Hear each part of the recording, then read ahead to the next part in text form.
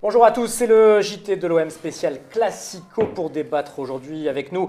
Laurie Salama, chroniqueuse OM, Gilbert Bribois, rédacteur en chef RMC Sport. Bonjour Gilbert, merci d'être avec nous. Alexandre Jacquin, chef adjoint du service des sports de la Provence. Et Bengous, notre youtubeur favori, Bengous qui a eu la chance d'accueillir Mario Balotelli sur son débrief lundi soir. Une séquence qu'on ne se lasse pas de revoir. L'OM est de retour, on l'a dit, dans le haut du tableau. Depuis la défaite à domicile face à Lille, le club olympien a pris 19 points sur 21. Résultat 4e à seulement 3 points de Lyon. On rêve de nouveau ici à Marseille, à la Ligue des Champions. Ça m'envoie la dimanche. C'est le Classico, un rendez-vous attendu comme toujours, mais également très redouté. Allez, on a envie de poser la première question à Gilbert Bribois. Est-ce que ce rendez-vous-là, il est toujours autant attendu malgré cette domination du PSG depuis longtemps maintenant? Bah oui, évidemment, parce que tout le monde veut savoir combien de temps ça va durer sans que l'OM gagne un match. Ça fait 8 ans maintenant. Bon bah voilà, donc peut-être que là c'est le bon moment, puisque le PSG va pas très bien, ça a échappé à personne. Donc peut-être que c'est enfin le bon moment pour Marseille. Enfin bon, après il faut développer les arguments, je pense que ça va être le but. Et pourquoi ce serait le bon moment alors? Bah ils sont quand même, ils sont pas très bien là, non? Bon, il y a quelques absents de marque, donc voilà. Moi, je dis pourquoi pas. On a vu plein de trucs improbables quand même en Ligue des Champions là. Donc, c'est pas beaucoup de choses. Ouais. Donc, faut y croire. Bon. Après, je suis avec vous, donc je vais pas arriver en disant de toute façon le PSG va vous mettre 5-0. Mais il y a des arguments qui peuvent aller dans le sens de l'OM. Quels sont les arguments qui peuvent aller justement dans le sens de l'OM, Laurie, après Alex? L'OM est en confiance, ça fait 5 matchs sans défaite, 4 victoires, donc Balotelli aussi, qui va vivre son premier classique dimanche au Parc. Donc il y a beaucoup de choses qui font qu'effectivement, l'OM certes n'est pas favori, mais l'OM peut espérer faire quelque chose au Parc des Princes dimanche. Alex? L'argument, c'est la sérénité retrouvée, comme disait Laurie, ça va mieux dans les rangs olympiens. Après, il faut toujours se méfier, le PSG est une bête blessée, là, et c'est là que c'est le plus difficile. C'est ça qui est inquiétant, cette Bengous, non? Justement, cette bête blessée qui a mis 3 buts à Dijon déjà mardi soir. Dijon, c'est la moutarde dijonnaise, on peut y aller tranquillement. Mais quand même, là, ils ont besoin de... Ils ont besoin, mais il faut se dire une chose, c'est qu'il y a des hommes, ils ont 2 bras, 2 jambes comme nous, et tout est possible dans le sens où, voilà, nous, on est sur une bonne dynamique, on est sur une bonne série. Le PSG ne va pas trop bien en Ligue des Champions. Ils survolent la Ligue 1 parce qu'ils n'ont que ça survolé ou des Coupes de France ou des Coupes de la Ligue. Mais il y a quelque chose à faire dimanche soir. Mais je pense que c'est plus à notre avantage à nous. Gilbert, on a envie de vous demander quelle est l'ambiance à Paris là en ce moment, parce que y a eu cette élimination en Ligue des Champions. Voilà, comment ça se passe parmi les supporters, au club? C'est tendu là en ce moment? La vérité, c'est que les supporters, en fait, ils sont dégoûtés. Il y en a certains qui ne vont même pas aller au match PSG-OM. Parce que voilà, ils n'ont plus envie, quoi. Pour eux, la saison est terminée. Donc c'est comme un dépit amoureux, quoi, en quelque sorte.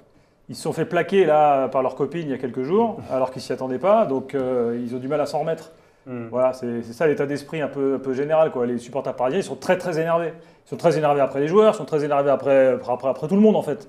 Donc l'ambiance n'est pas top. D'ailleurs la réception du PSG là, ça peut être chaud. Hein. La réception de l'OM. Non, la réception des joueurs du PSG. L'arrivée des joueurs. Ça peut être chaud. Qu'est-ce qui peut se passer? Bon, vous avez suivi que dimanche dernier, là, pour la reprise du PSG, ça s'est fait au Parc des Princes. Il y avait les ultras parisiens qui étaient là, on les a laissés rentrer. D'ailleurs, si on les a laissés rentrer, c'est peut-être que le club voulait envoyer un message aux joueurs, d'ailleurs, parce qu'ils auraient très bien pu les laisser dehors. Hein. Entraînement au Parc, c'était dimanche. Voilà, on les a laissés rentrer. Il y a eu des chants, vous voyez le genre de chant, c'était pas Paris, on t'adore. Donc c'était très chaud, et demain demain dimanche, ça va être sans doute aussi très chaud. Donc si jamais le PSG démarre mal, je sais pas, imaginons, scénario de dingue, hein, monsieur, dame, Balotelli marque dans les 5 premières minutes. C'est le rêve de Bengous, hein, c'est le rêve de Bengous. Bon, comment va se comporter le Parc des Princes? C'est-à-dire, il peut y avoir des sifflets dans tous les sens, ça peut complètement se retourner contre le PSG. On peut avoir un scénario qu'on a connu à Marseille ces derniers temps, hein, avec une équipe, avec des supporters qui jouent contre leur propre équipe. Mais même avec ce public-là, parce que c'est sûr qu'avec le public du PSG d'il y a 10 ans, c'était autre chose, mais même avec ce public-là aujourd'hui, à Paris, il y a quand même globalement un public de footix. On va pas se mentir. C'est-à-dire qu'il y a quand même une frange de vrais supporters, fidèles, historiques, et puis il y a les ultras qui reviennent. Mais c'est vrai qu'il y a beaucoup de gens qui sont là. C'est pas la folie furieuse au Parc des Princes, on est bien d'accord. Mais bon, tout de même, je veux dire, c'est un stade qui fait du bruit. Ne serait-ce qu'une seule tribune qui siffle, après ça engraine les autres et tout. Bon, là je vous fais le scénario positif pour l'OM. Ce serait un scénario de rêve, ça, Bengous.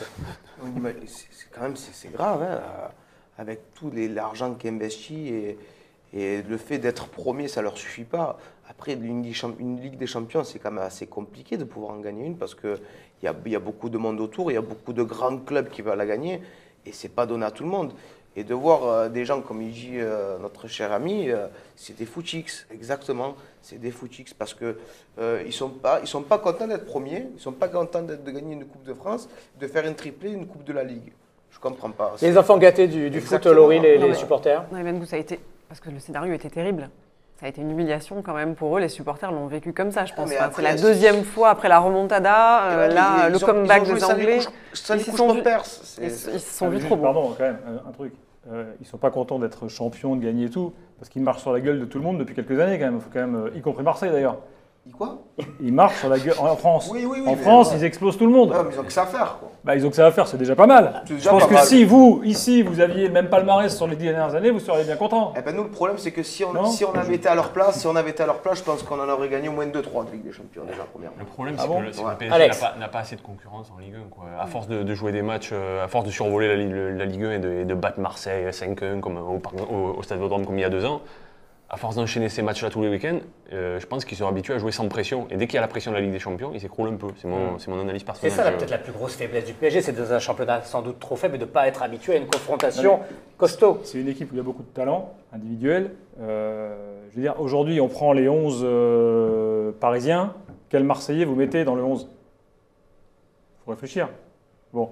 Mais après, il manque de caractère dans les grands rendez-vous. C'est ce qu'on a vu, contre Manchester, par exemple. C'est que là, il n'y avait pas un leader qui était capable d'y aller, quoi.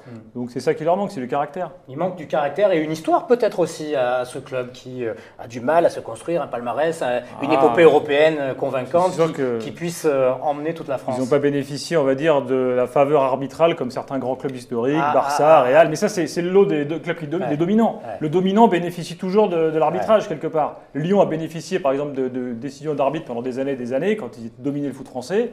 Bon, aujourd'hui, quand c'est contre eux, ils disent « Ah, regardez !» Alors que bon, ils en ont bénéficié avant. C'est l'histoire des équipes qui dominent. Le Barça, en permanence, ils ont les arbitres avec eux. On dit ici, le foot est un sport d'interprétation. L'interprétation, elle est souvent envers le Barça, parce que le Barça, c'est un club dominant. Le PSG, aujourd'hui, en Europe, c'est pas un club dominant. Alors, on a envie de vous entendre dire un mot, Gilbert, sur Mario Balotelli. Qui peut être l'homme clé de ce classico. Comment il est perçu dans les médias nationaux, Mario Balotelli? Est-ce que depuis qu'il est à l'OM, il a pris une autre envergure alors qu'il était à Nice depuis quelques saisons? Nous, on a fait 1000 débats sur Balotelli. Alors il y avait ceux qui disaient ouais, ça va marcher. Moi, je me souviens de Christophe Dugarry qui n'y croyait pas. Qui commence à se dire, ah bah quand même, je reconnais qu'il se passe un truc. Chacun avait un peu son point de vue. Je me rappelle de Roland Courbis qui disait, moi je suis sûr que ça va marcher si on met Germain avec lui. C'est ce qui se passe. Donc c'est peut-être une idée de Roland d'ailleurs, au départ. On lui posera la question. En tout cas, moi je constate que, je sais pas, nous, vu de notre œil extérieur, on se disait, je sais pas, un Fada chez les Fada, ça peut que fonctionner. Un Fada, c'est les Fada, on n'est pas content quand même. Bengous. On le prend bien. On est tous Fada? On est Fada, bien sûr, on est Fada. Mais je reviens à ce qu'il dit Gilbert. Moi, ce que j'ai dit le jour de son arrivée à Balotelli, je leur ai dit tout à l'heure, c'est avec Balotelli, sa double tranchant, c'est soit on va en Ligue des Champions, soit on finit au beau mat. C'est quoi les beaux mats? Oui, quand même. Voilà. Laurie, sur Balotelli, ça peut être l'homme clé de ce classico. On en a déjà parlé, on peut en reparler. Il a tout pour emporter cet OM vers la victoire, peut-être, ou en tout cas une belle performance dimanche soir. Oui, c'est un match pour lui. C'est un match pour lui. C'est un grand rendez-vous. Il sait qu'il est attendu. Il sait que les supporters attendent cette rencontre et l'attendent pour ce match-là. Il a répondu présent depuis son arrivée. Donc oui, on ne voit pas ne pas briller dimanche soir face à Paris au Parc des Princes. Alex, un mot pour finir, notamment sur Balotelli. C'est vrai que pour une fois, on a un joueur qui peut faire basculer le Classico du bon côté. Comme le dit Gilbert, on attend enfin de savoir quand est-ce que ça va basculer du côté marseillais. Je ne suis pas sûr que ce soit qu'il n'y ait que lui qui puisse faire basculer le match, parce que ça peut jouer de tous les côtés. Après, je voulais juste revenir sur les 11 joueurs. Dans les 11 joueurs, moi je suis persuadé que le PSG pourrait prendre Luis Gustavo. Quand tu dis qu'il n'y a aucun joueur de l'OM qui aurait sa place. Thauvin, je ne suis pas certain. Parce que Thauvin, il y a quand même devant. Mais à un moment donné, il y a eu un manque au milieu de terrain au PSG. Et Luis Gustavo, dans cette équipe-là, je suis persuadé qu'il jouerait. C'était juste.